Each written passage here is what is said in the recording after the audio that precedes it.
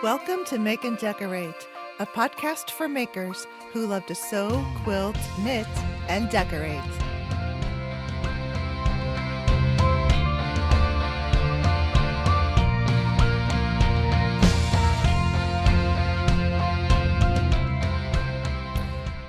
Well, hello, everyone.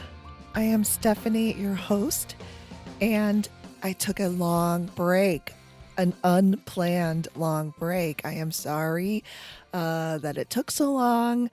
And the good news is that I still want to keep podcasting. I also want to do more video podcasting. But for right now, we'll stick with some audio until I can get everything going with the video and figure that all out. Um, but yeah, it's just been one thing after the other this past year, and before we know it, here we are at the beginning of 2026, a new year, and we're already even like a whole month in. So I thought it was high time to get back to the microphone here and to chat with you all. Um, yeah, I've been thinking about the podcast a lot over the last several months, and it's just been hard to get the time. I used to have a bit more time with my other freelance work, and now over the past year and a half, I have taken on a different freelance job. Requires more time and energy. So I am working on trying to balance that and to get myself the time that I need to do this podcast that I absolutely love to do, and to hear from you and to present topics and people. So anyway, I'm just going to muddle through because, as we all know, it's if it's going to be perfect, it may never happen. So I'm just getting back on here. I'm rusty, but those of you who have been with me for the past 7+ years understand. And I am truly grateful for all of you that have stuck with me all of this time. And what is quite bizarre is that I still get weekly reports on the number of listens every week from my Buzzsprout hosting service. And it's been astounding to me to see that so many people are still listening to my little show with all of my back episodes. I do have a lot of back episodes. I'm proud of that. And I have had some really great guests on the show. So anyway, that was also part of the motivation for me to keep going and to do what I can to produce new shows, new content for all of you. So here I am, new year, not a new me by wish. So this episode will be chit chat. If that's not your thing, then you may want to go back to an episode where I am talking to a guest. However, if you do love the chit chat that I do, and want to learn about projects that I've been working on, completed, starting, then keep listening. Okay, but first, can we please talk about and recognize, this is not sewing or any making related anything, this is sports. But my Chicago Bears made it to the playoffs, to like the second playoff game. And it was disappointing when they did lose against LA. But I mean, they went from like 0 to 100, losing streaks to winning streaks, all in the matter of one season. It is unheard of. Well, maybe not unheard of, but it's rare. And I'm just so excited. I was so excited this whole season. I love our new coach, love our team. I'm so super proud of my Bears because it's been so many years, every year. And I am a ride or die. So, I mean, all the years that they just weren't doing it, it's hard. It's very hard to stick with them, but we do. And so I just want to say, yay, yay, yay. Okay. One more quick announcement. For those of you who are in my Patreon group, I am going to post a bonus episode for you guys very soon. I have most of it recorded, but it is going to be about a new sewing machine acquisition of mine. And also a little bit more about the next commission quilt that I have started to work on, and specifically a foundation paper pieced quilt. So head on over to my Patreon page if you're interested, and stay tuned. If you sign up, then when I do post an episode, you will get it into, you'll get an email notice about it. So, sewing. All right. Man, let's rewind. I've got to rewind back to the summer. Now, the late spring and early summer, I pretty much took a break from everything because I was just healing from a very bad case of COVID, and then the gardening season started. So I didn't really start getting back into the groove of making until around August. And so we'll start there. I made a cathedral window wall quilt for my parents' 50th anniversary. And the color of the 50th anniversary is gold.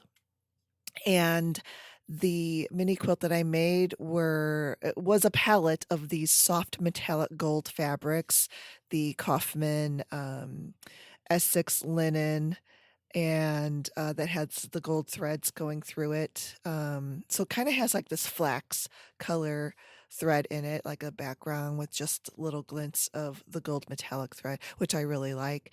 And a few other ones. Like I had all of this fabric in my stash, yay, so that was good.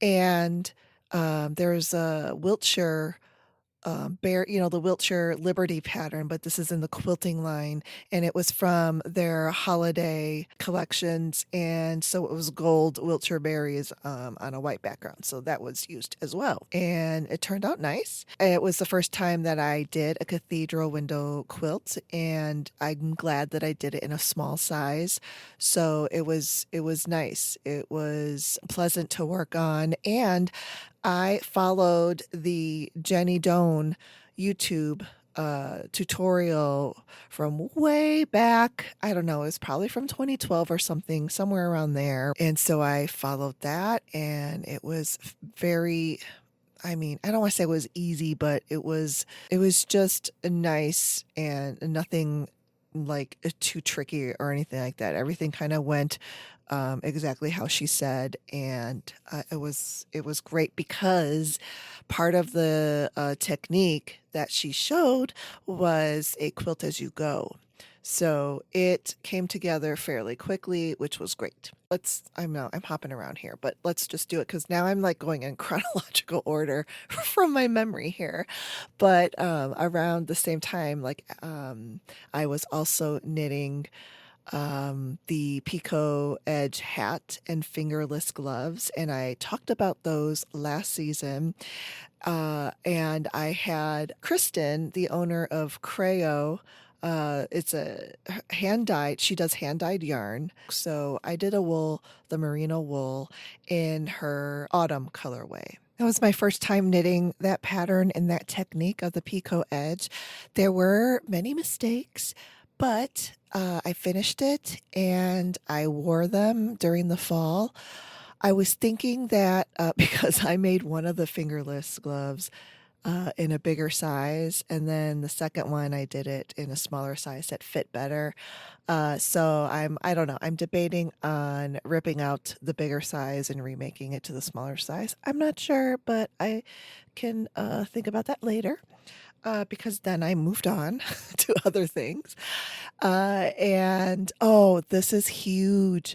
I finally finished the commissioned quilt, which is the king sized braided Irish chain quilt. It turned out really gorgeous. I know that I just really hated the process of and this particular pattern, and just combined with the gargantuan size of this king size quilt and with all of these little tiny 2.5 inch squares. But wow, it turned out stunning, and partly also because of the long arm quilting that was done on this. So, yeah, it just turned out so beautiful, and I used wool batting, and quilting with wool batting shows up so beautifully, and it really adds that dimension and to the quilt, but it's very lightweight too. It's not a heavy quilt because when you do a cotton batting, um, and sometimes long armors might double the batting and stuff like that just to like get more detail and depth of the quilting pattern stitching on there, but then it gets really heavy. So this one is very lightweight, but it's also wool, so it's also warm. And oh, I loved it, and the client loved it. She really, really loved it. So I felt really good finally when it was done. And I have one more quilt commission that I'm working on right now. But before I get to that one, there were a few other projects that I did make because in November I went to the annual fall retreat with my Chicago Modern Quilt Guild. And that was great. And since this was my second time going, so I kind of had these um, things that I did differently based on what I experienced on the first time, which was to bring some small projects that are like quick finishes so that you can feel accomplished, because basically it's a sort of like a 2.5 3 day retreat. You bring all of your own projects, and there's like tons of us in a big room at a hotel. Some people get a ton of stuff done because they're just like very focused. It's like pedal to the metal with their sewing machine. And it's great. I just really admire that. I do kind of like a combination where I do want to get some stuff done, but I also want to take advantage of the time that we have to socialize, see my friends, catch up, seeing what they're making and talking about what I'm making. And just, it's just like a nice time to just, unwind. So, okay. So the whole point of that whole verbose thing is I took a couple of small projects that got finished or almost finished. And oh, here I go again. All right, rusty, sorry, bear with me. So, a week before this retreat, I went to a local quilt show. There were vendors there, and there was a one of our local quilt shops that everyone seems to love. It's a little bit far of a drive for me, so I never got there, but it was fun to see their booth there, and they had a bunch of kits put together to sell. And I got the kit for what, and it includes the pattern, and it include all the fabrics and the zipper. All I had to provide was the foam stabilizer. So it was all there. So this is like this light bulb just went off in my head when I saw these kits put together, and I'm like, this is it.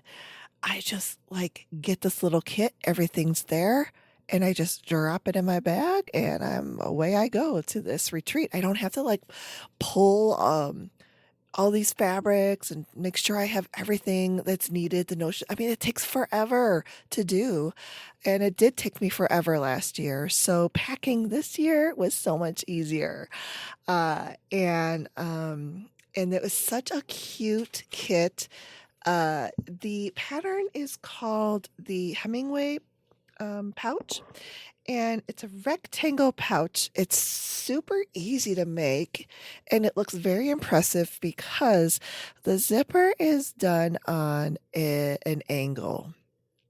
And so it goes from the top corner on the one side, and it goes on an angle about 3 inches down to the other side. And that is the opening of the pouch. So you could fit a lot of stuff inside there with this zipper being all the way at the top. But the fabrics were so cute. So the kit that I got is a fabric with these cassette tapes. And if you're from my generation that grew up in the 80s, there was this thing called cassette tapes that you would record mixtapes with. So it's very similar to playlists of today. They were the playlists of the 80s, and they were analog. They were actual physical little tapes that you put into a tape player. So there's all these cute little tapes, and on there that says like summer mix and love songs and jazzy vibes, road trip. Didn't we all have a road trip mixtape? So much fun. So that's the fabric that is in the kit. And so cute. It turned out so, so cute. I want to make more of these. The second kit that I got is a little mini quilt, and it's Christmas design, and it's a simple little Christmas tree that is pieced from little 2.5 inch squares, and then you applique it onto the whole background piece fabric, and it's very small. It's kind of like I don't know, like a 14-inch square little quilt, and I could have been done at the retreat with it, but I decided to hand quilt it with snowflake embroideries. And so that took a little bit longer, and I kept working on it when I was home, and I'm done with the snowflakes now. So now I just want to embellish the tree a little bit with like maybe some garland embroidery, and have to bind it. So I'll have it for next year's Christmas season. But it's just a fun little project. Uh, and so the third project that I did bring to the retreat was a bigger project, and it's a project that I did have to pull together. But it is a gift for someone, and it is a trip around the world. Yeah, trip around the world quilt. And there's many ways to make this type of quilt. Trip around the world is one of those quilts where it looks like concentric diamonds that you can play with the colors, like an ombre or a rainbow. And then they are done using strips of fabric most of the time. They don't always have to be made that way. I know on YouTube there was Donna Jordan who I watched her videos, and she had a totally different way of making it. And I do want to try her method as well. And that was not with strips. She actually cut the squares, each square, and she had like this little assembly line technique that she used. And she also did the quilting by hand, hand tied, and that's something that I haven't done yet either. And so it looked really um, interesting and sort of quick, actually, the way that she did it. So I have that tucked away in the back of my mind of wanting to try that method. But I did the Eleanor Burns. I have her little booklet from way back in the 80s, and this was done with 4.5-inch strips. Yeah, I followed the pattern in the book, and I noticed, I did notice that there were some techniques, and I don't even think she does them because I also saw some videos of Eleanor Burns making trip around the worlds back in like 2017, and she did update her techniques. I followed the book just because I wanted to see how it was made back in the day. And that was the type where like you sort of like unpick the tube of strips that you make so that because basically it's like how many number of fabrics you choose and you make this step design and that's what steps these concentric diamonds and makes that pattern of the trip around the world. So hopefully I explained that where you can envision it. So the top is just about done.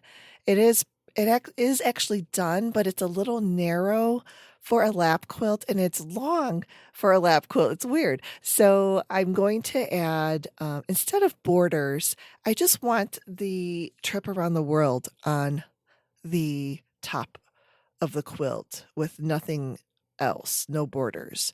Um, and, kind of like, if you think of like the infinity pool, sort of that thing where the pattern just runs off the edge, that's what I want this to be. So I took out the fabrics again and cut out more. Now, this time I just cut the squares, not the strips, because I will have to piece them into long rows for each side of the width of the quilt. That's what I have to do now. So hopefully I will be able to get to that very soon. And then the top will be done. And then I will quilt it. So going back to the quilt show that I went to in the fall, there was another vendor there that I met and talked to for a long time. It was very nice to be at this small quilt show because there weren't like the day that we went was the last day, and there weren't like it was busy for sure, but there weren't like throngs of people like how you experience at like maybe some of the bigger quilt shows and there's people waiting at the booth and you're just trying to get like a little bit of time with the people at the booth. This was not like that and it was great. So I had time to talk with the person and this particular company has only been around for about a year and a half maybe, and she has come up with these quilting she calls them quilting stencils, but they're thick enough to be like acrylic templates, but they're stencils in the fact that you trace them. And they are I have them right here. Hold on. I guess so I can describe them better. So, yes, the company is called, and I'm hoping to have her on the podcast. I think that she was interested, so I just have to get on the ball here and ask her. But the company is called So Harmony, and it's soharmony.com. And she's got, well, I bought like all three of her existing templates. I'm sure she's designing some more and maybe has released some more since then. I'm not sure. But I've got this what's called Hexy Pop, and they are, as you would imagine, hexy design. And so these are to trace on your quilt top as the quilting pattern design that you can just stitch right over the traced design. And what I love about these is that the scale of these designs are, I don't know, I just love them. They're perfect as far as I'm concerned. They're not too small and they're not too big. They're just right, like Goldilocks.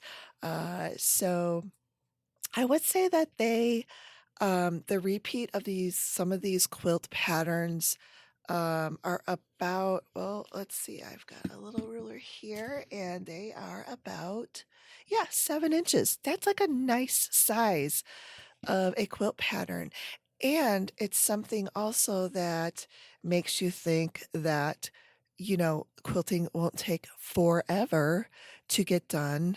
And another thing too that's nice about this is that there's enough um, negative space on the quilt so that it doesn't get too stiff with like a bunch of like quilting.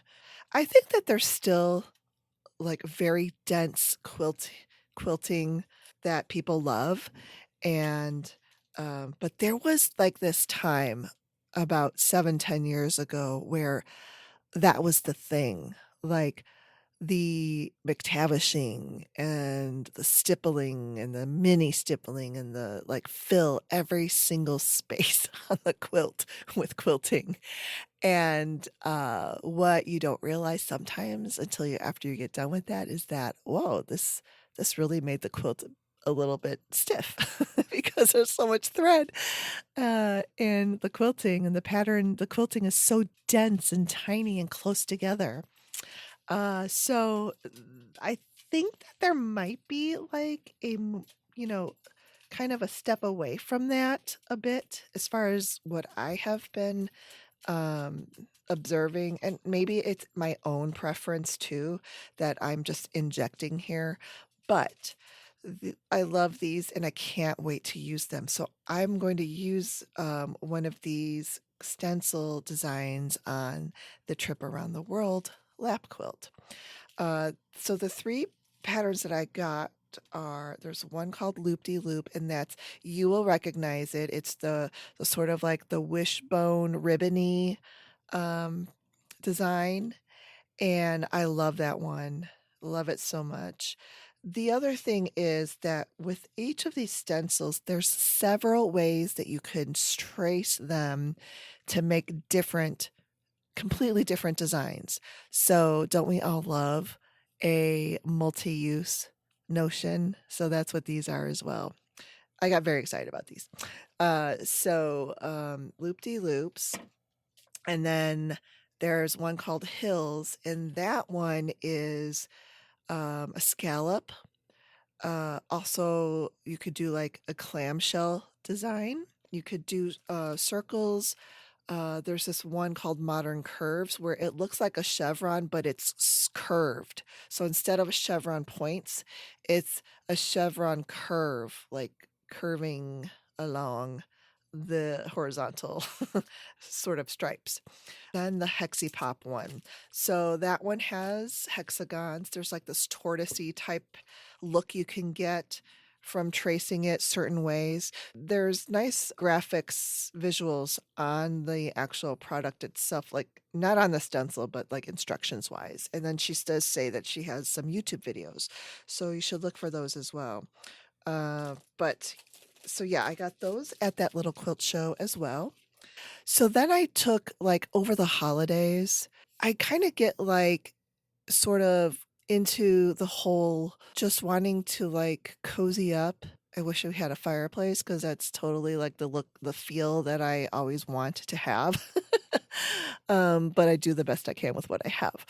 But to cozy up the hot chocolate, just do hand sewing and like slow projects and just like relaxing. In other words, nothing like too harried or crazy because holidays, no matter what, no matter how chill you are or you try to be, it's still the holidays. And it's still like running here and there, visiting, family, friends, wrapping gifts, preparing gifts, meals, all of that. So, and I am one that has definitely, I won't say perfected, but I have gotten so much better at being lower key around the holidays because I've had just too many years where, well, you know, all right, without like, let's go on this little tangent, but like when I was in the height of like,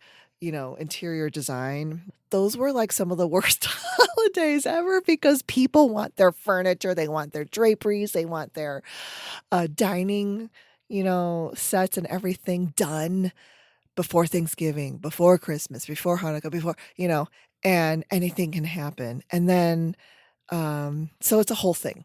Getting these projects through the workrooms. Workrooms have production schedules. So I mean, it's a whole like circle of processes and waiting and all this other stuff.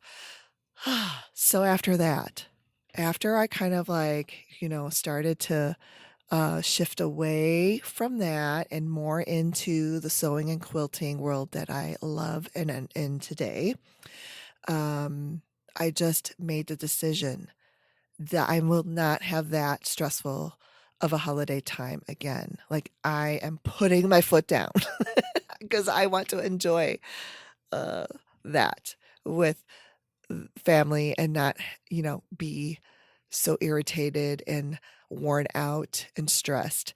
So, yeah, that's what I've been doing for the past several years. Just trying every year to be cognizant and aware.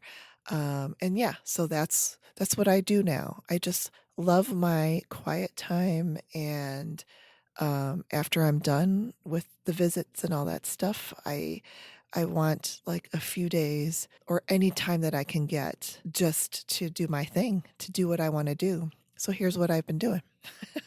After all that, we get to the point here.